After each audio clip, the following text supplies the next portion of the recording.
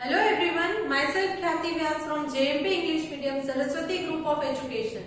Today I am conducting this session for grade 5, subject is SS, and we are doing revision for your FA2 exam, and this is my revision session number 2 for your exams.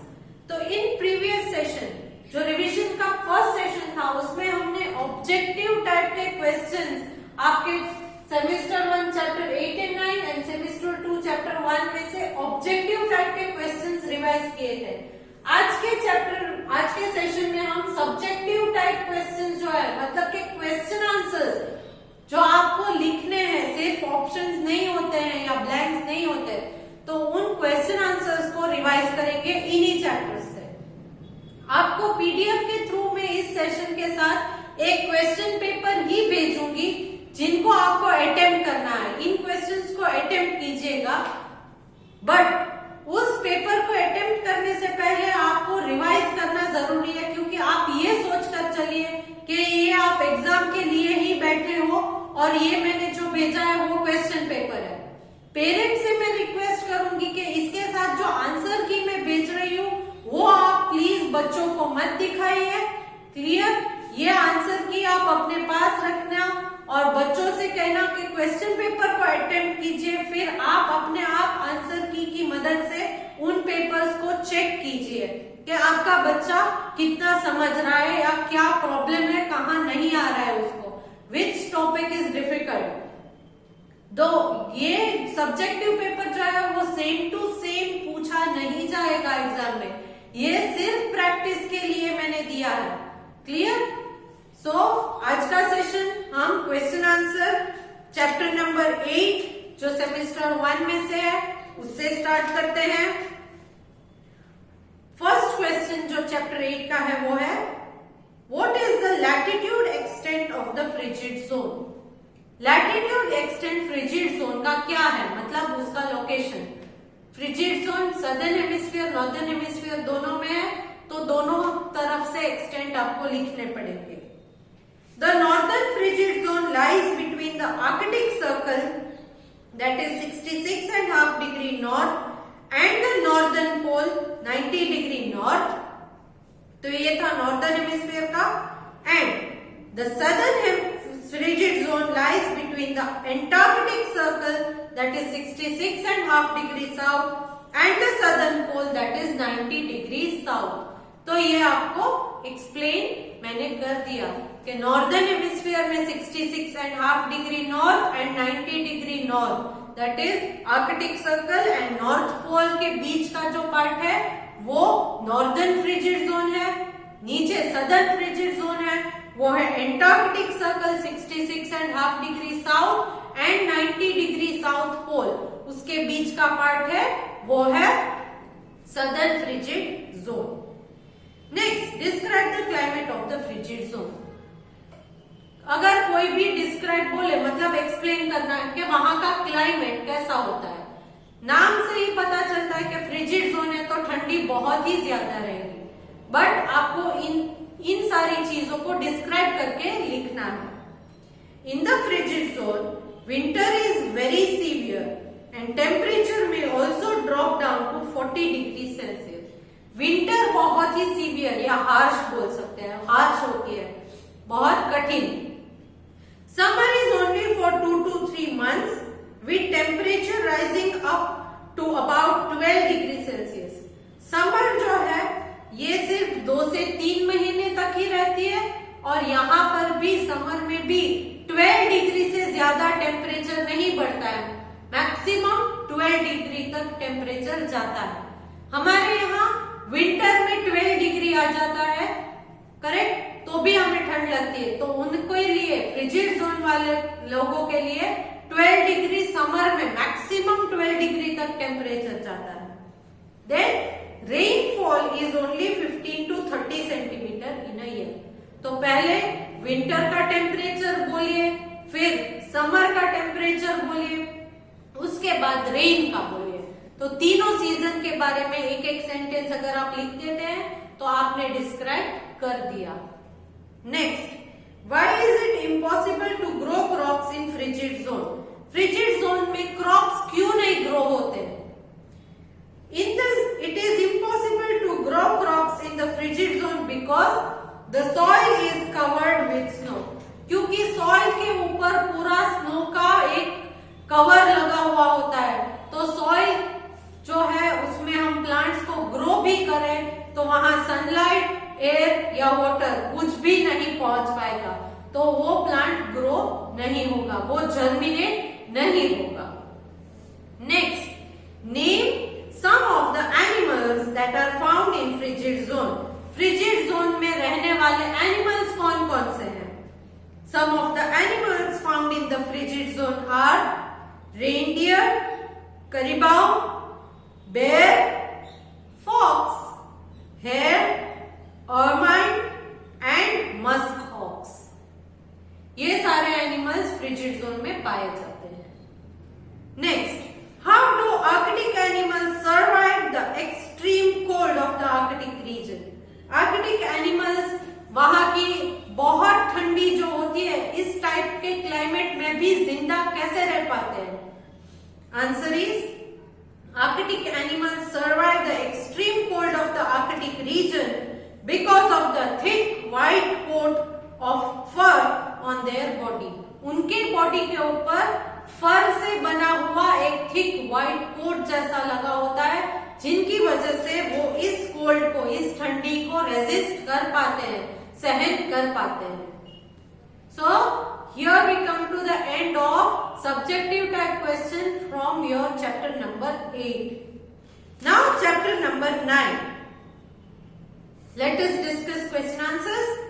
Question 1, Name the spheres of the environment. Environment के अलग अलग spheres कौन से हैं? इनके name पूछा है तो सिर्फ नेम लिखने हैं, आपको एक्सप्लेन नहीं करना है। The 4 spheres of the environment are hydrosphere, atmosphere, biosphere and lithosphere. कितने स्फीयर हैं? 4. Next, list the importance of the hydrosphere. Hydrosphere क्यों इंपॉर्टेंट है? Hydrosphere is important because first, it is a part of the earth covered with water, it includes all water bodies and life exist on earth because of this sphere. Correct? क्योंकि water नहीं है तो कोई भी living things जिंदा नहीं रह पाएंगे। Next, explain the water cycle. यहां पर वाटर साइकिल को एक्सप्लेन करना है। The process of water changing from one form to another is called water cycle. तो वाटर अपने फॉर्म को चेंज करती है। फॉर्म्स कितने होते हैं? 3 फॉर्म, सॉलिड, लिक्विड, गैस, ये आपने साइंस में पढ़ा है। तो ये वाटर जो है वो एक फॉर्म से दूसरे फॉर्म में जो चेंज होता है, इस चेंजेस को वाटर साइकिल कहते हैं। The process of water changing from one form to another is called water cycle. Water is constantly in motion due to evaporation, condensation and precipitation. Evaporation होता है, कंडेंसेशन होता है, प्रिसिपिटेशन। तो ये continuous ये motion जो है वो चलते ही रहता है, वाटर का कांस्टेंट नहीं होता है। During daytime, when it is very hot, water evaporates as water vapor into the atmosphere. During daytime, जब सनलाइट होती है तो सनलाइट की वजह से पानी गर्म होके वाटर वेपर बन जाता है और ऊपर एटमॉस्फेयर में evaporate हो जाता है। On cooling, it changes back into droplets of water and falls on the earth as rain. Cool down हो जाने के बाद फिर से वो ड्रॉपलेट ऑफ वाटर बन जाता है और हैवी हो जाने के बाद नीचे एज अ रेन वो सारा का सारा पानी नीचे गिर जाता है। This process is known as water cycle. इस प्रोसेस को वाटर साइकिल कहते हैं। Clear? Next, name the gases found in the atmosphere. Atmosphere के गैसेस कौन कौन से हैं, इनके सिर्फ नाम लिखना है। The gases found in the atmosphere are nitrogen, oxygen, carbon dioxide, hydrogen, argon, krypton and helium. Next, why is the biosphere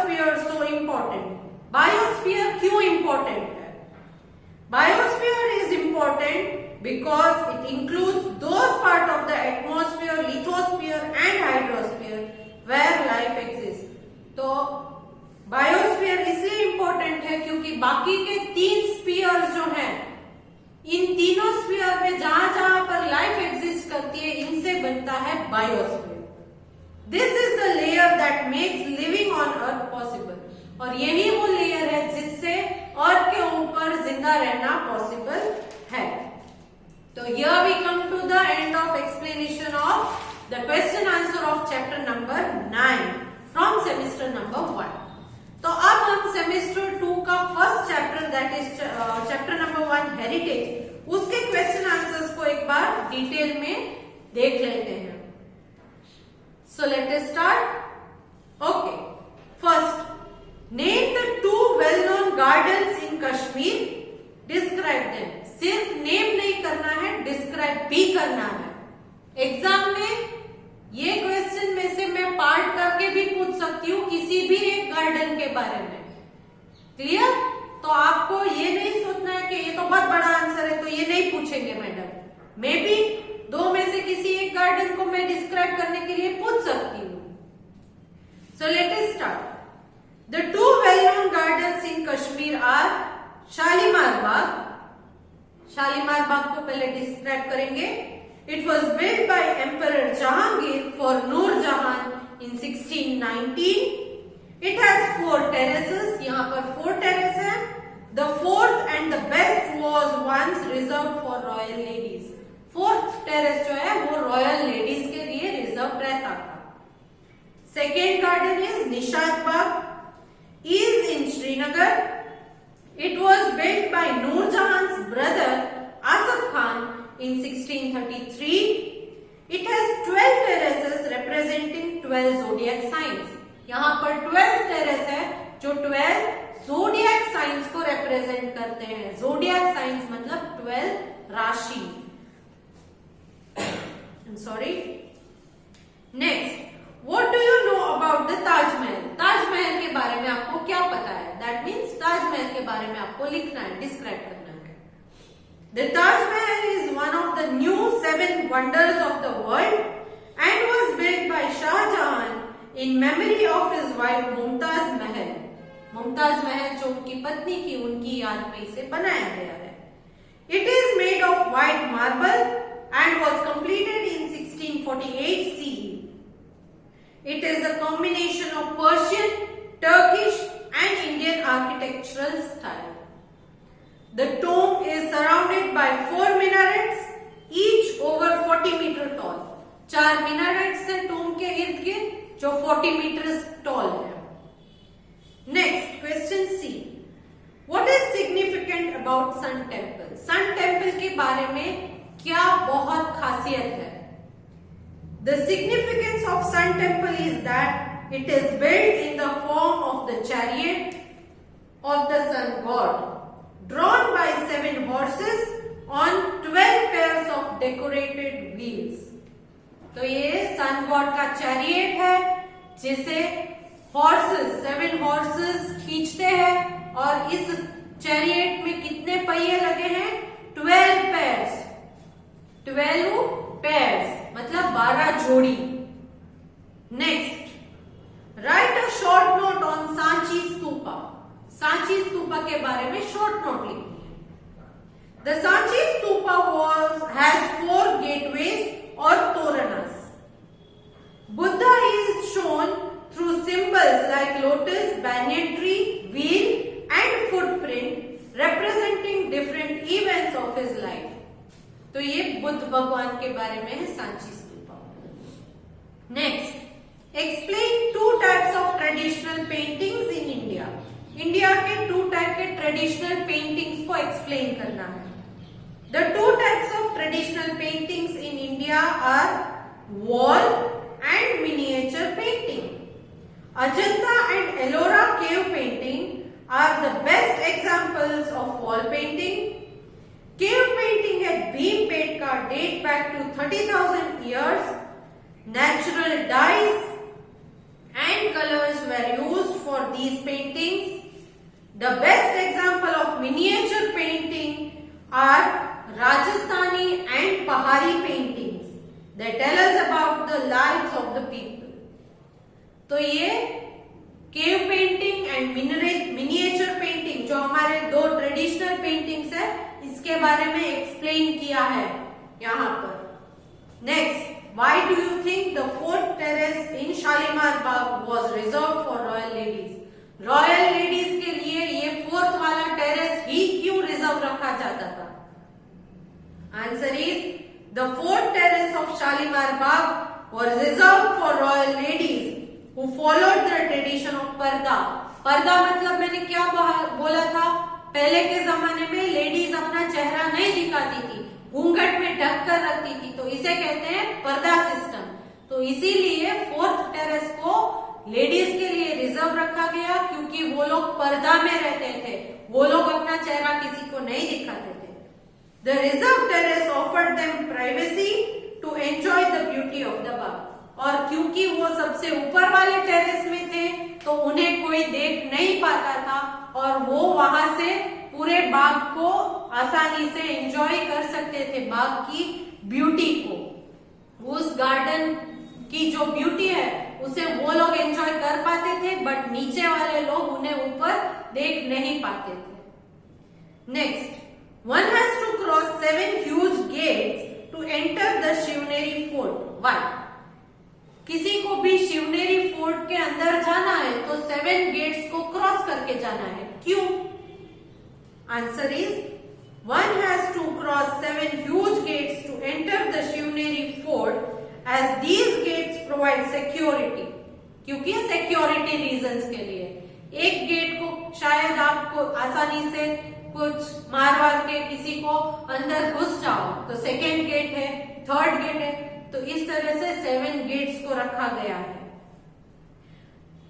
So for providing security, the enemy has to cross each of these 7 gates one by one, and this is extremely difficult. कोई अगर दुश्मन आता है तो उसे इस fort के इस 7 गेट को क्रॉस करना पड़ेगा, अंदर घुसना है, अटैक करना है तो. और ये उस एनिमी के लिए एक टफ जॉब बन जाएगा, बहुत difficult. Clear? So here we come to the end of discussion of this chapter subjective type question also. Again I am repeating कि सेम टू सेम क्वेश्चंस जो मैंने अभी इस पीडीएफ में जो भेजे हैं वो नहीं आएंगे. ये सिर्फ प्रैक्टिस के लिए मैं भेज रही हूँ. और जो डू एज डायरेक्टेड आपका फोर्थ टाइप का क्वेश्चन है उसमें मैं कुछ भी पूछ सकती हूँ, करेक्ट डायग्राम्स पूछ सकती हूँ, या फिर unscramble the letters to make the correct word, इस टाइप का पूछ सकती हूँ. Anything can be asked which I have not asked in subjective. I mean objective type के क्वेश्चन में मैंने जो नहीं पूछा है या मैं जो नहीं पूछ सकती हूँ, तो इस टाइप के किसी भी क्वेश्चन को मैं डू एज डायरेक्टेड में इंक्लूड कर सकती हूँ. तो आपको जो भी ऐसा लगे कि ये इम्पोर्टेंट है, ये डायग्राम इम्पोर्टेंट है, ये मैप इम्पोर्टेंट है, ये वन वर्ड आंसर इम्पोर्टेंट है, तो वो सारा आप सीख लीजिए. मीनिंग्स पर खास ध्यान दीजिएगा. मीनिंग्स को मैंने क्वेश्चन में कन्वर्ट करके पूछा हुआ है, तो आप मीनिंग्स पर भी ध्यान दीजिएगा. और अगर पूछा है मीनिंग किसी का तो उसका मीनिंग करेक्टली लिखिएगा. Okay, so I hope you all will do good in the exam and score good marks. So चलो, see you in the next session. Bye.